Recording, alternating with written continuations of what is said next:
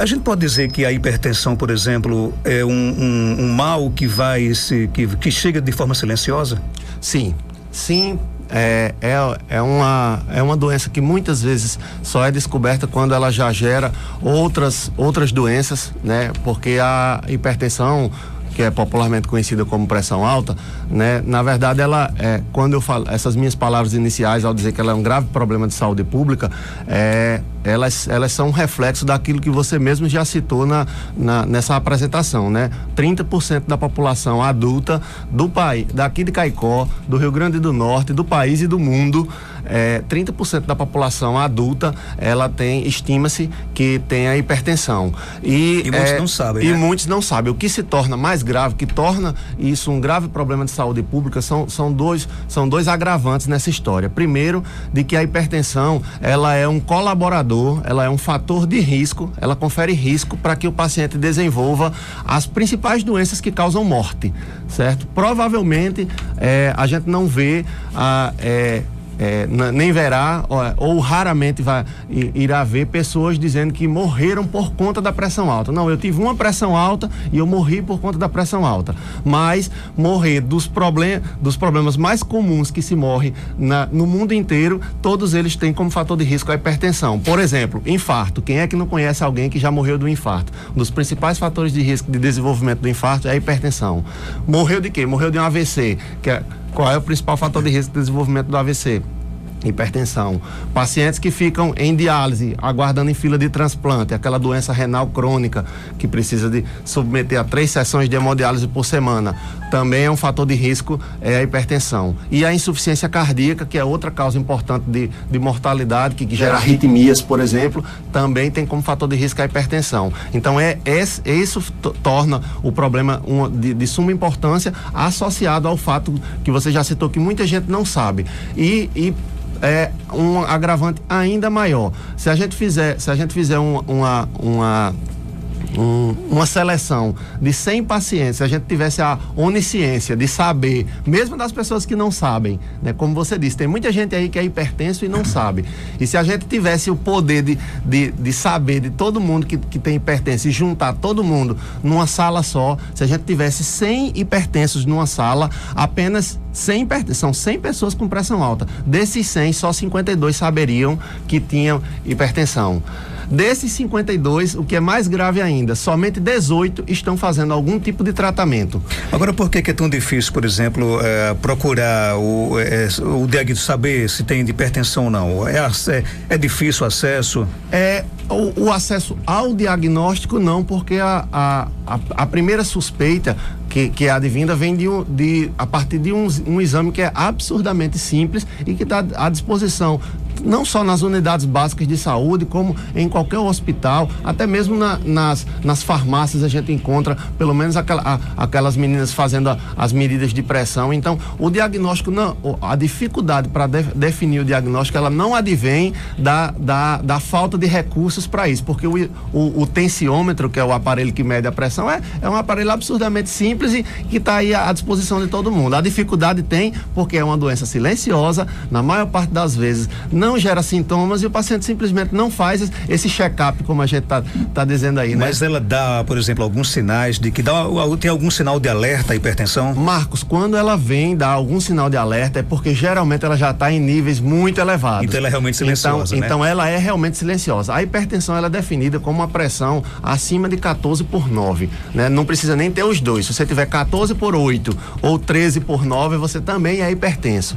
Quando ela vem dar sintomas, geralmente os pacientes estão em níveis bem mais altos, às vezes 16/10, 18/11. Aí você tem os sintomas de tontura, de desconforto no peito, de dor de cabeça, que são os que geralmente os pacientes vão procurar o auxílio dos profissionais de saúde. Existe uma idade ideal para você fazer o diagnóstico? O diagnóstico na verdade, o rastreio da hipertensão, ele é recomendado, acredite se quiser, a partir das consultas pediátricas de 1 ano de idade, porque como você mesmo citou, As pessoas até 18 anos de idade, nós temos um percentual que é verdade, é pequeno, é de 5%, mas se a gente deixar passar esses 5%, né, com um exame que é absurdamente simples, como eu falei, que é só medir a pressão, a gente vai estar causando problemas para essa população. Então, se a gente tem a oportunidade de dar um diagnóstico com um exame que é fácil e que não vai gerar nenhum problema para o paciente, por que não fazê-lo? Então, a recomendação é, a partir de 1 ano de idade, nas consultas pediátricas, quando você fizer consultas pediátricas de rotina, as crianças deveriam ter as medidas de pressão. E para os adultos, toda consulta médica, consulta de clínica médica, ou consulta cardiológica, você deveria ter essas medidas de pressão. A gente percebe hoje que em muitas residências o tensiômetro que mede a pressão, né? Virou hoje praticamente um item obrigatório. É importante você ter em sua casa um equipamento daquele? Desde que ele se mantenha calibrado, né? Ele dá esses aparelhos, especialmente os aparelhos de pulso, né? Aqueles que já medem a pressão de forma automática através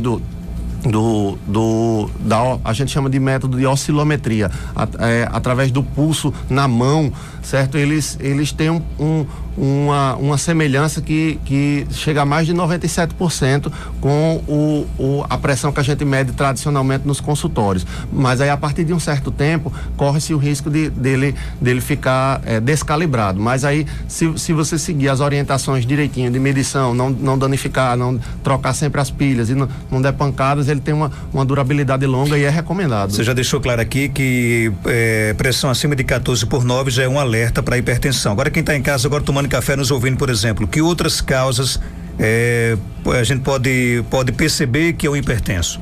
Que outras causas? Que outros sintomas, aliás? Sim, que outros sintomas.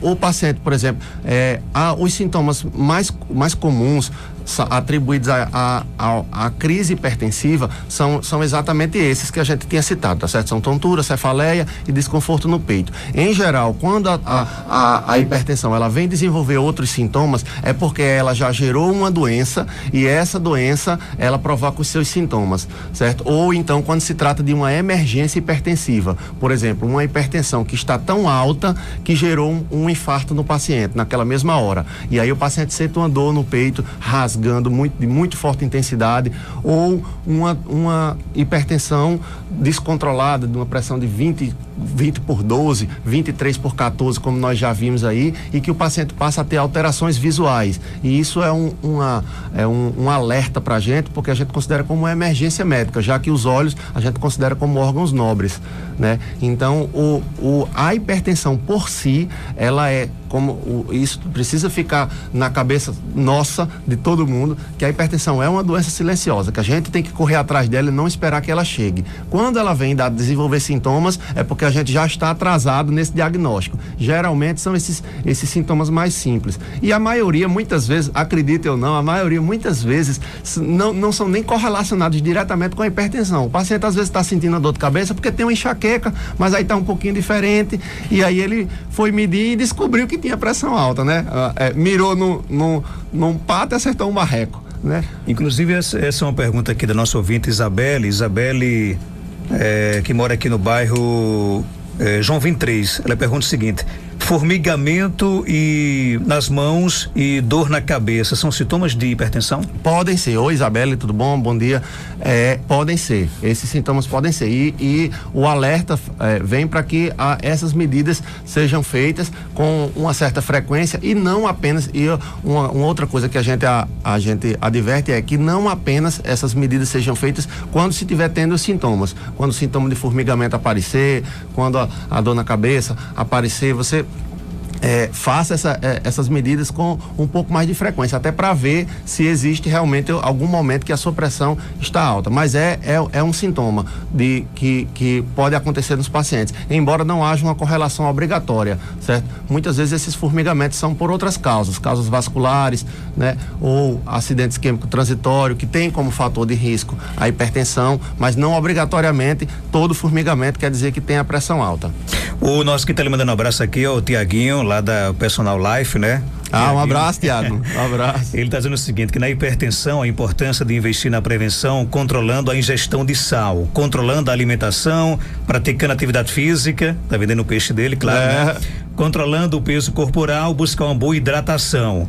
Isso aqui, o exercício é um ótimo aliado no controle para controlar a hipertensão? Sem sombra de dúvidas. O que a gente chama de terapia não medicamentosa, a gente, antes disso, me permita um parênteses, a gente vive na nossa sociedade um grave problema onde muitas pessoas, por conta desse dia a dia maluco que a gente vive, muitas pessoas procuram e entregam todas as suas esperanças em alguns poucos comprimidos. E muitas vezes um comprimido só não resolve os problemas de uma vida inteira ou de uma rotina que tá fora do normal para aquela pessoa. Então, assim, a terapia não medicamentosa, a parte que não envolve os comprimidos, ela está presente em todos os níveis de pressão alta. Então, para todo mundo, nem todo paciente hipertenso, ele vai necessitar de medicação, certo? Nem todo paciente hipertenso necessita de medicação. Alguns pacientes com uma hipertensão mais branda, que a gente classifica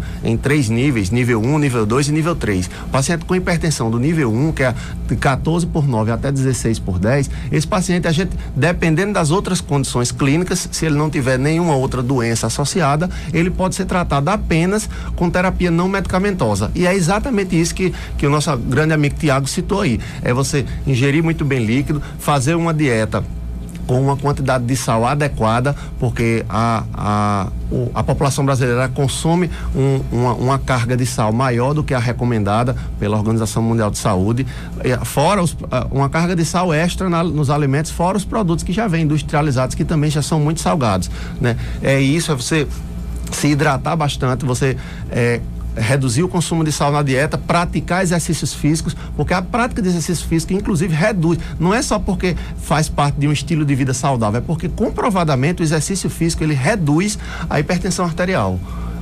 Muitos pacientes têm uma redução, ao obter uma redução de peso e a dieta associada, né? A dieta associada ao exercício físico, ao obter redução de peso, você consegue obter o controle da hipertensão. Por isso que eu disse que muitas vezes não é nem necessário fazer medicação. A nossa ouvinte Alcileide, lá em São José do Seridó, ela está perguntando o seguinte: doutor Vander, quem tem a pressão baixa, como por exemplo 10/6, tem tendência a desenvolver a hipertensão por ter a mãe hipertensa? Oi, Alcileide, bom dia. A primeira das coisas essa pressão de 10/6 ela pode não ser baixa.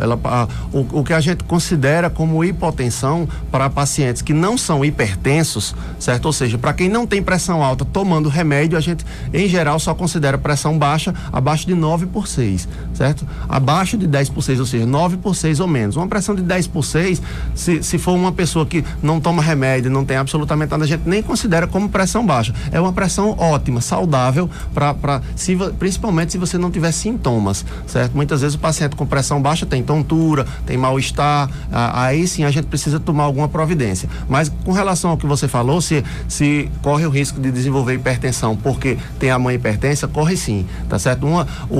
A hipertensão, ela é uma doença que a gente hoje considera como multifatorial, ou seja, ela tem muitos fatores que levam ao desenvolvimento da hipertensão. Uma delas é o sedentarismo, que é a falta de atividade física, o outro é a carga de sal, que a gente come muito na dieta, mas uma delas certamente é a carga genética que nós temos, ou seja, aquilo que nós recebemos dos nossos pais. Ou seja, se você tem uma vizinha que tem a mesma idade que você, que faz as mesmas coisas que você, mas a mãe dela não é hipertensa, você tem um pouquinho mais de risco porque a sua mãe é. E ela complementa: o vômito, quando uma hipertensa passa mal, é bom ou ruim? O que depende se é bom ou ruim, depende do que levou a esse vômito e de como estão os níveis de pressão naquele momento.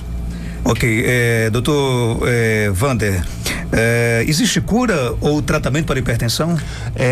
Em 95% dos casos, Marcos, a hipertensão é considerada como hipertensão primária. Na verdade, a gente rastreia, investiga, faz todos os exames diagnósticos possíveis e a gente não encontra uma causa para curar a hipertensão. Então, os pacientes vão ter que fazer pelo resto da vida. É uma doença que não tem cura, mas tem controle. Também é absolutamente estabelecido esse controle. Agora pro resto da vida, né? Pro resto da vida. Isso, o que é que pode acontecer se, por exemplo, alguém, eu tô tomando medicamento, minha pressão tá normal, vou parar. O que é que pode acontecer? O que é que pode acontecer? Pode acontecer o que acontece com a maioria das pessoas. Não vai sentir nada naquele momento, vai achar que tá tudo bem, não vai medir a pressão, deixa tudo pra lá. Quando for lá na frente, vai vir a conta com novos episódios episódios de doenças associadas à hipertensão, porque, como a gente já citou e faz questão de reforçar, é uma doença silenciosa. Então, o paciente mede a pressão, ele provavelmente não sentia nada, ou sentia poucas coisas, tomou o remédio, melhorou, parou, provavelmente não vai sentir nada. O problema é quando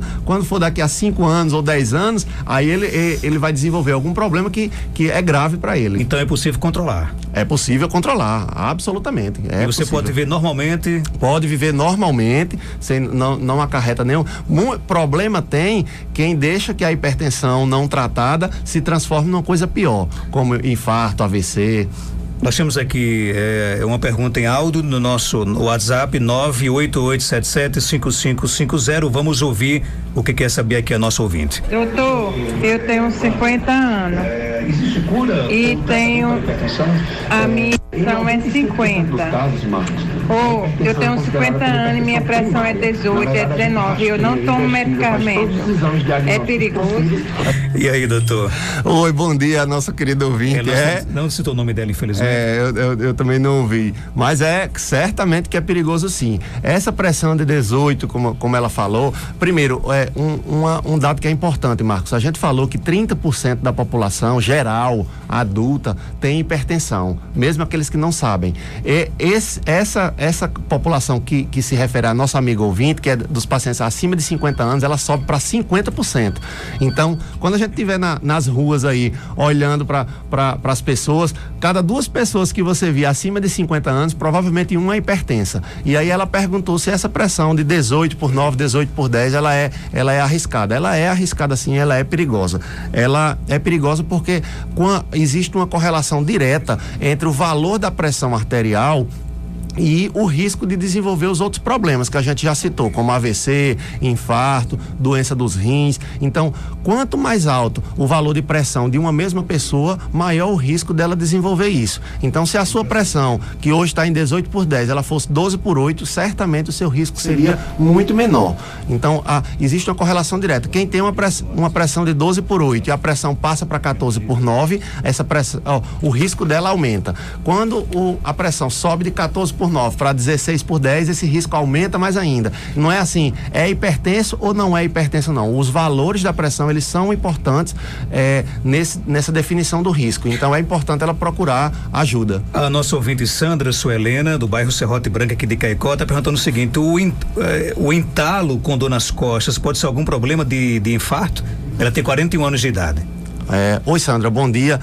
Pode sim, embora não seja o sintoma mais comum de infarto, alguns pacientes, especialmente mulheres, pessoas idosas, que não é o caso dela, que tem 41 anos, e diabéticos, eles às vezes têm manifestações diferentes, certo? A manifestação mais comum do infarto é uma dor do lado esquerdo do peito, em aperto e, em geral, irradiando para um dos braços, ou direito ou esquerdo, certo? Esse sintoma de entalo, como ela fala, que se irradia para as costas, tem uma série de é sempre um desafio para a gente definir se é infarto ou não, até mesmo quando você está já no consultório examinando e procurando saber de todos os fatores e examinando o paciente, é sempre um desafio para a gente, mas assim, ela está perguntando se pode ou não pode, eu diria que pode ser sim, tá certo? Ok, tem mais uma pergunta aqui através do nosso WhatsApp 988775550. Vamos ouvir o que quer saber aqui a nossa ouvinte. Oi, bom dia. Aqui é no Jardim de Piranha.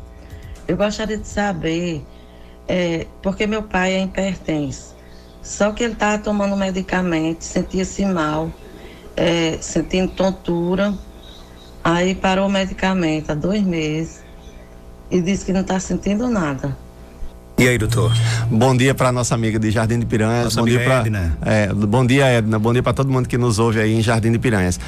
O seguinte, esses sintomas que ele sentiu de tonturas, às vezes eles são relacionados realmente a uma queda da pressão, porque a gente tenta prever o melhor para os nossos pacientes ao prescrever determinadas medicações, com o objetivo de que a pressão ela caia, mas ela fique dentro de um valor normal. Às vezes a medicação medicação faz tanto efeito, ela é tão boa, que aí o paciente tem episódios de pressão baixa. E aí pode desenvolver sintomas como esse, tonturas, enjoo, vômitos. E aí ela diz que parou o remédio, o pai parou o remédio há 2 meses e não está sentindo nada. O que é que pode ter acontecido? Parou, a pressão normalizou e aí não sentiu nada. Só que o que eu pergunto à nossa ouvinte é: será que essa pressão agora ela está apenas normalizada ou ela não já voltou a subir novamente? O mais recomendado é que ela procure exatamente o médico que prescreveu essa medicação para ela, para que ele faça um ajuste da medicação, para que nem fique muito baixa, mas também não fique muito alta. Tem mais uma pergunta aqui no nosso WhatsApp. Deixa eu só aqui aumentar aqui o retorno para o doutor Wander ouvir. Vamos ouvir o que pergunta aqui a nossa ouvinte. Ei, bom dia. Eu gostaria de saber para quem é doente de diabetes e quem sente dor de cabeça direta, que é Bilia de Barra de Santana. Eu gostaria de saber porque eu sou doente de diabetes. Aí eu sinto dor de cabeça direta e enjoo. Aí eu gostaria de saber se é normal isso. Abraçar aqui os nossos amigos de Barra de Santana, Barra de Santana, né, em Jucurutu, tá ouvindo a gente, Bilio. E aí, doutor? Bilio, Bom dia, Bilio. Bom dia a todo o pessoal que nos ouve lá em Barra de Santana. Olha só, o paciente diabético, ele também aquilo que a gente citou a respeito da hipertensão, se aplica da mesma maneira à diabetes. Ela também é um fator de risco para o desenvolvimento de doenças mais graves e talvez até mais doenças além da hipertensão. E o que ela pergunta é que ela sente uma dor de cabeça constante. Se ela perguntou, é normal? Eu acredito que não é normal, Marcos, a pessoa sentir dor todo dia, constantemente, tá certo? Se é da hipertensão, se isso é um sintoma de hipertensão ou não, aí só uma avaliação médica vai poder definir a causa. Existe, o que a gente também quer definir aqui é, por mais que a hipertensão seja uma condição muito prevalente, não quer dizer que todo sintoma de dor no peito vai ser hipertensão ou vai ser infarto. Toda vez que eu digo que pode ser, é porque existe a possibilidade, mas não estou definindo, na verdade, que é. O que ela precisa é fazer uma avaliação médica para definir a causa dessa pressão, mas não é normal isso. Da pressão não, me perdoe, da dor de cabeça dela, mas isso não é normal, sentir dor de cabeça constante. Tem mais uma pergunta, vamos ouvir aqui o que a nossa ouvinte quer perguntar. Bom dia, Marcos. Bom dia, doutor. Eu gostaria de saber que quando a pressão a mínima é ruim, se ela é perigosa. Quando ela é alta, se ela é perigosa. E aí, doutor? Bom dia, nossa colega. A resposta é a seguinte: se ela perguntou se a pressão, quando é a mínima, está elevada, né? A gente fala 14/9. 14 é a pressão máxima ou sistólica e 9 seria a pressão mínima ou diastólica. Ela perguntou no caso que só a pressão mínima está aumentada, se isso é perigoso. É perigoso da mesma maneira que a pressão sistólica. Tanto é que a gente mede as duas. Se fosse importante apenas uma, a gente só diria que a pressão está 14, que a pressão está 12, mas a importância existe porque existe uma correlação dos dois valores. Inclusive, uma pessoa que tem a pressão sistólica normal e a diastólica aumentada, ou seja, só a mínima está aumentada, você está com pressão de 13/10, ele tem risco do mesmo jeito de uma pessoa que tem só a pressão máxima aumentada. A nossa amiga Maria José, você já respondeu isso, ela quer saber se os pais delas, os pais delas são hipertensos, no caso ela tem a tendência de desenvolver a doença, né? Tem sim, Maria José. E as taxas delas são tudo alta. É mais um fator de risco, são 4 fatores de risco clássicos para o desenvolvimento de graves doenças, principalmente do infarto. Aí, pressão alta, diabetes, mau controle das taxas, que a gente chama, que são colesterol e triglicérides, e cigarro. A Aparecida, centro de Caicó, tenho 31 anos de idade, sinto muita dormência no braço direito e na perna. Posso ser hipertensa? Pode sim, não especificamente. É Aparecida, né? Aparecida. Bom dia, Aparecida. Pode sim, não especificamente porque sente esses sintomas, às vezes isso já é uma manifestação de alguma outra doença associada, e o importante é que ela faça essa verificação da pressão para a gente confirmar o fato. Doutor Wander, foi um prazer ter você conosco. Ele vai estar aqui toda quinta-feira para falar sobre assuntos como esse e tantos outros, e muito obrigado pela sua participação. Marcos, eu que agradeço, fico muito satisfeito de poder tentar conversar um pouco sobre esse assunto, e estamos aqui à disposição.